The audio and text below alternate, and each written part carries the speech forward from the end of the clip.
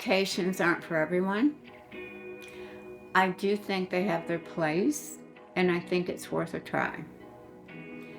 I think the medications that we have on now, like Aricept, donepezil is the other name for that, Namenda, they both work differently.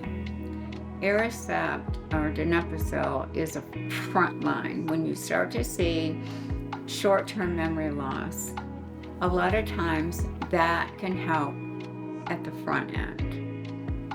It helps stabilize their memory. It does not make it any better. So if someone tells you, well, your memory is going to improve, that's not true. It's going to try to hold the patterns where they are. They're not going to remember in a week how to tie their tie. That may never come back. If it comes back, it's because they have figured out how to tie their tie. It's not donepezil.